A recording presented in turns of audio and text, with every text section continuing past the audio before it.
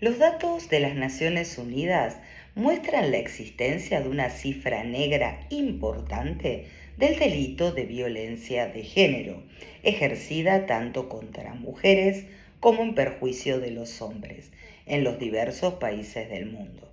Sumado a ello, por ejemplo en la Argentina, la encuesta sobre percepción e incidencia de la violencia contra las mujeres, realizada en el 2023 por la Dirección Nacional de Estadísticas y Censos del Gobierno de la Ciudad de Buenos Aires, arrojó como resultado que el 53% de las mujeres porteñas habían sufrido algún tipo de violencia de género por parte de sus parejas o exparejas.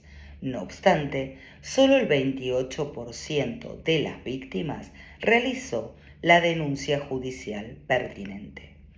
Por lo expuesto, en este segundo video de la playlist sobre las presuntas falencias y remedios en el marco del sistema protector a las víctimas de violencia ecuménica de género, estudiaremos los motivos y causas y las consecuencias que pueden llegar a ser fatales que generan que las diversas víctimas de violencia ecuménica de género no denuncien a sus victimarios, en una enumeración no taxativa donde se presentarán estadísticas mundiales sobre las generalidades que también admiten excepciones.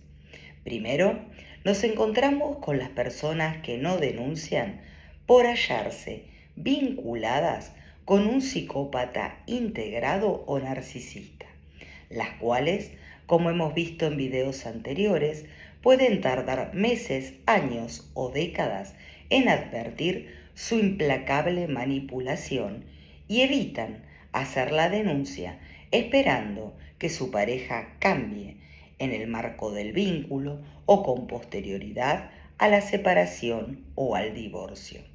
En términos generales, estas víctimas son personas con un estatus social, intelectual y económico respetable, que además presentan elevados grados de empatía y emocionalidad, lo que las lleva a evitar iniciar un proceso judicial que impida, por ejemplo, el vínculo del progenitor acusado con los hijos de ambos o perjudique el estatus social, laboral, etcétera del victimario.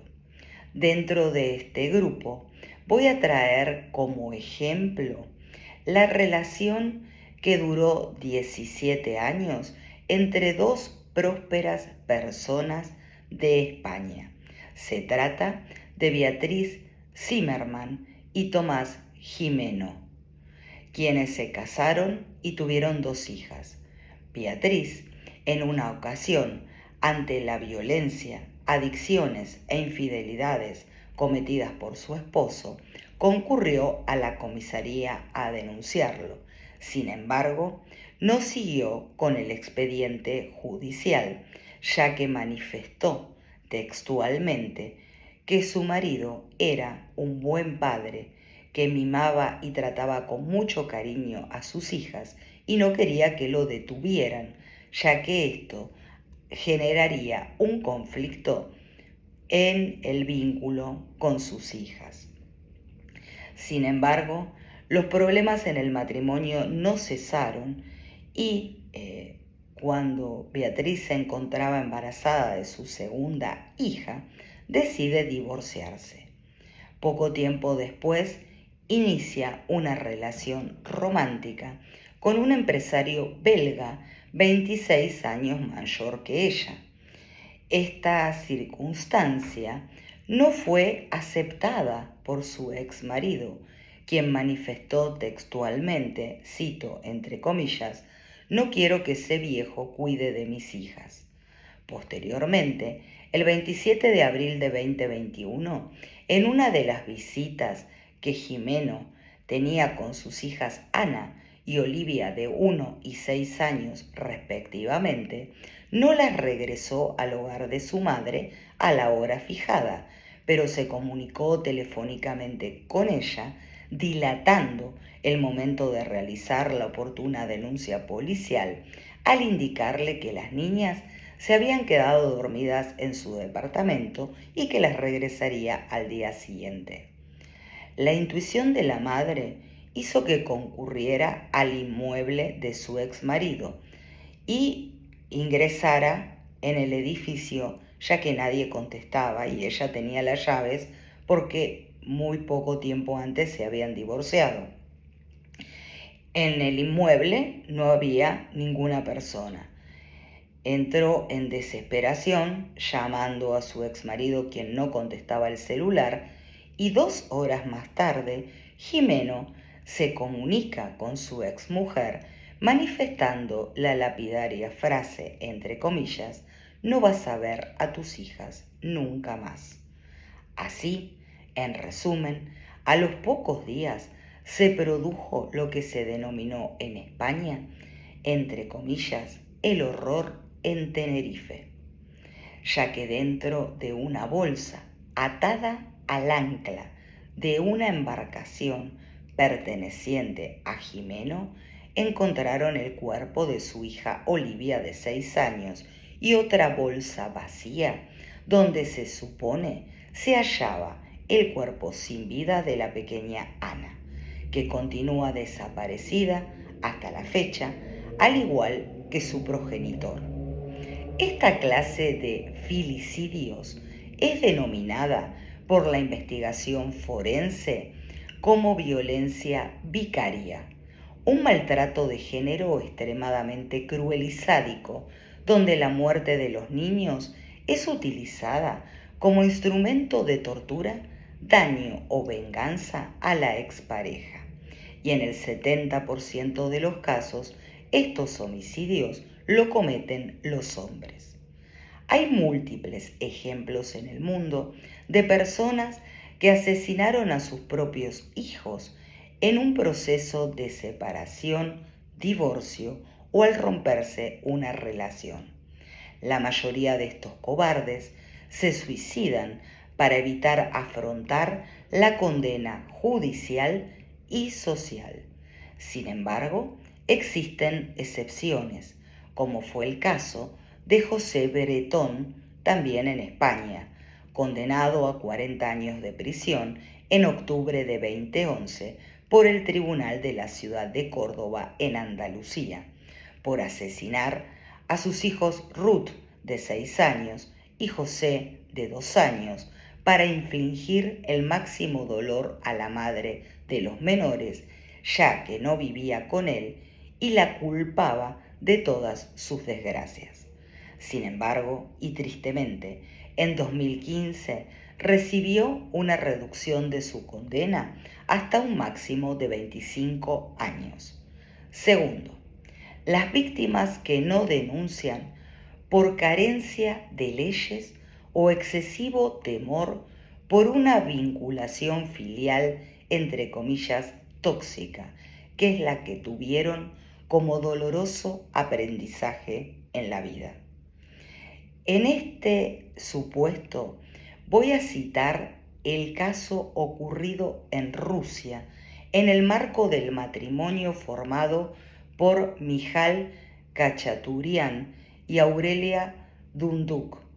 Este empresario ruso golpeó a una embarazada por 20 años ininterrumpidos a su esposa. Tuvieron 4 hijos: Sergei, Cristina, Angelina y María. Este hombre abusaba, golpeaba a toda su familia, a la que trataba como súbditos o esclavos, y los hacía cumplir todos sus caprichos con el sonido de una campana. Su esposa, ante tantos hechos de violencia física, y también algunos vecinos ante los ruidos, golpes y gritos, hicieron la denuncia pertinente en diversas ocasiones en las comisarías de Rusia. Sin embargo, no le dieron mayor importancia a estos hechos en la policía.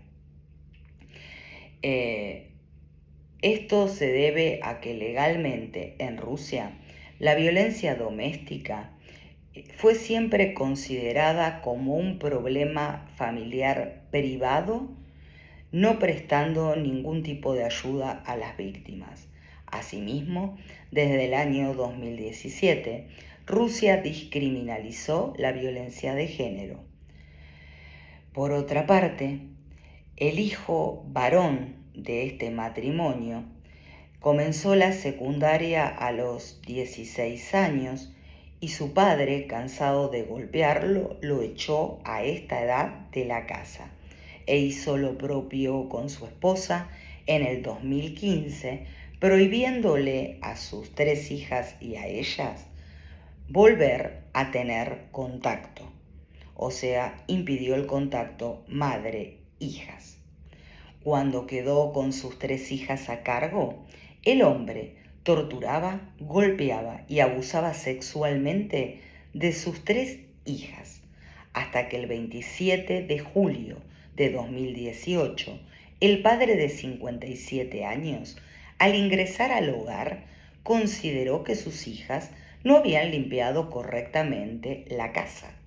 Entonces, las encerró en una habitación y les rozó gas pimienta en la cara. Esto produjo que Cristina, de 19 años, se desmayara a consecuencia de un ataque de asma.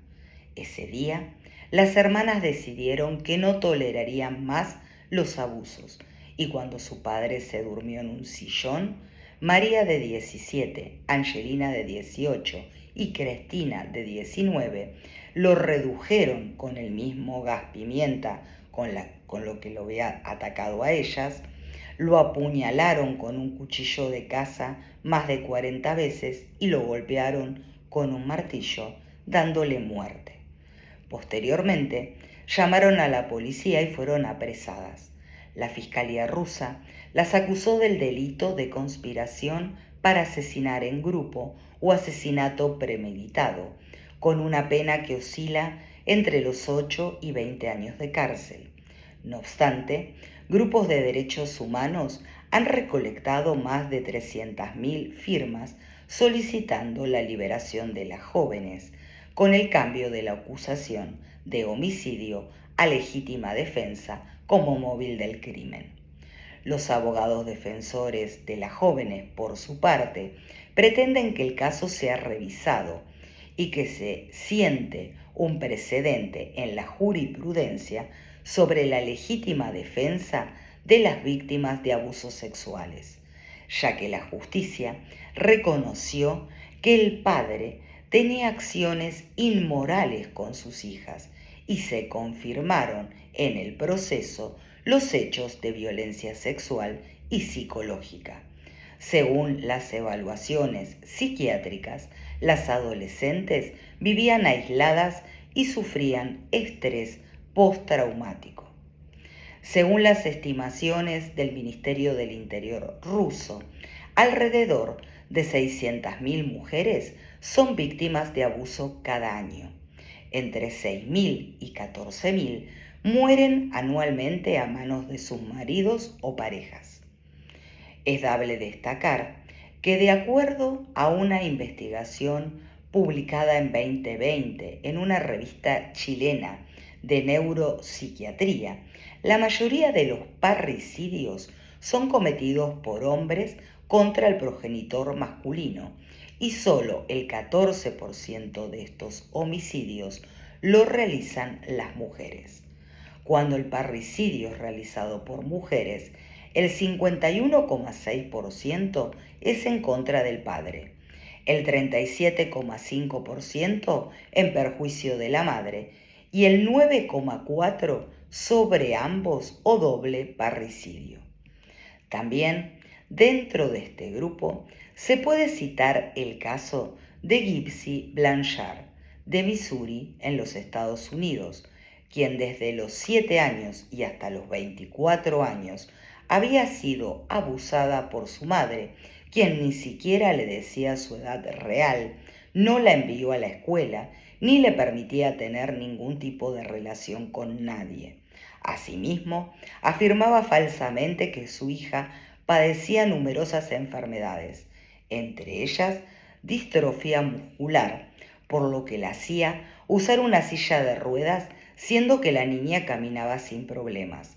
También la alimentaba con dolorosas sondas y le afeitó la cabeza, asegurando que padecía leucemia.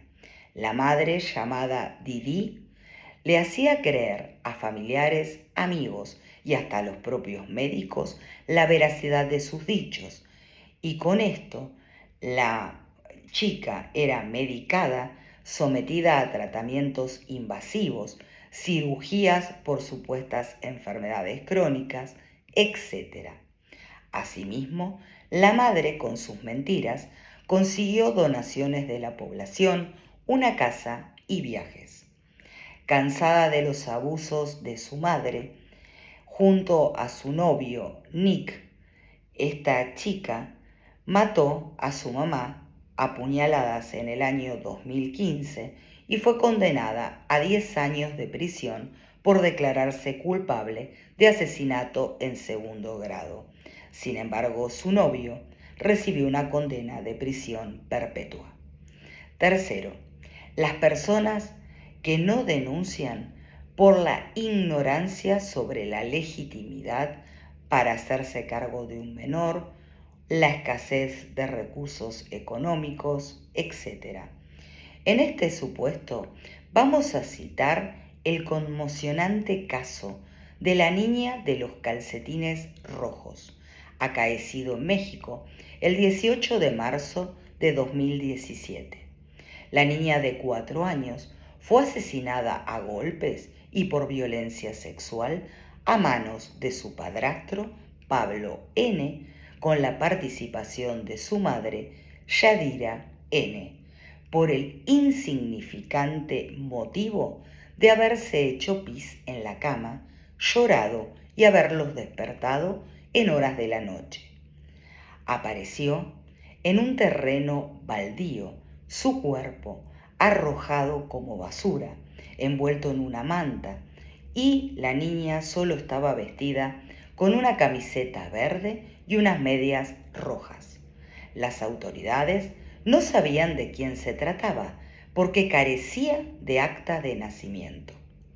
Por este motivo, permaneció en calidad de desconocida y no reclamada por ningún familiar por un periodo de 9 meses e incluso fue enterrada en una fosa común. Es importante destacar que Frida Guerrera, una periodista y activista contra los feminicidios en México, realizó una ardua tarea para conocer la identidad de la niña que ya se encontraba enterrada. Así, logró contactarse con la tía, la hermana de la madre, quien le hizo saber que la niña se llamaba Guadalupe Medina Pichardo y le contó que cuando ella tenía 4 meses, la madre fue arrestada por robo y la tía se hizo cargo de la menor, pero cuando la madre quedó en libertad, la recogió. La tía dice que se ofreció extrajudicialmente para cuidar a la niña indefinidamente y que la madre se negó. Asimismo, posteriormente, diversos vecinos declararon que la niña concurría a sus casas debido al hambre que padecía, y un hombre también alegó que la madre en una oportunidad se la regaló, pero luego la vino a buscar. Lo cierto es que nadie concurrió a la justicia para velar por la integridad de esta menor. Al poder reconocer a la menor, la Fiscalía Estatal dio con el paradero de Pablo N. y Yadira N., quienes recibieron por parte del juzgado una sentencia de 88 años de prisión cada uno y diversas multas en concepto de reparación de daños. El juez también ordenó registrar el acta de nacimiento de la menor. Es importante tener presente que en México, de acuerdo a las cifras oficiales, un 9,4% de las mujeres dice haber sufrido abusos sexuales durante la infancia. Cuarto, acá quiero recordar que la denominación violencia de género no distingue sexos y la ley protege por igual a las mujeres y a los hombres.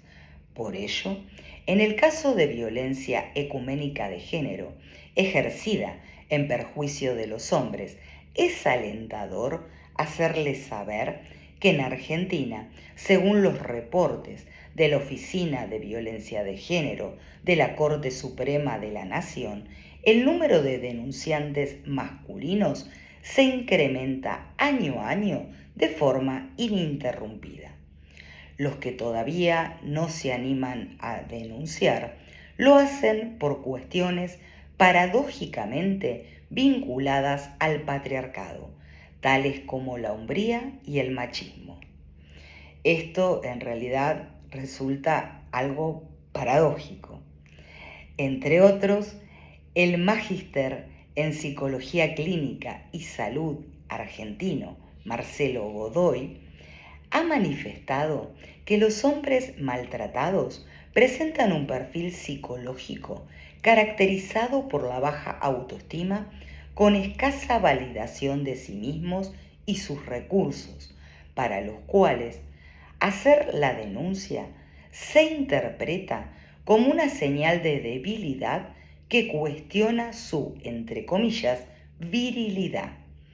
Esta autopercepción los hace creer que son merecedores de poco y acuñar conceptos falaces tales como que la humildad es sinónimo de pobreza. De esta forma, atraen a su vida a mujeres carentes emocionalmente, intelectualmente y en todas las esferas importantes de la vida, que suelen reunir todos los requisitos del perfil violento de las mujeres, es decir, ser manipuladoras, controladoras, interesadas, envidiosas, entre otras cualidades nefastas que pueden presentar. Como manifiestan los diversos profesionales de la salud mental, el hombre y la mujer deben tomar conciencia que todo maltrato de cualquier fuente que venga es dañino y ofensivo. Asimismo, atenta contra la dignidad de la persona. Tienen que despertar esa autoconciencia, ese amor propio, esa autoestima y denunciar la situación que han vivido ante la Fiscalía, con la consecuente ratificación de la denuncia y el proceso judicial, para que las mujeres no sigan quedando impunes.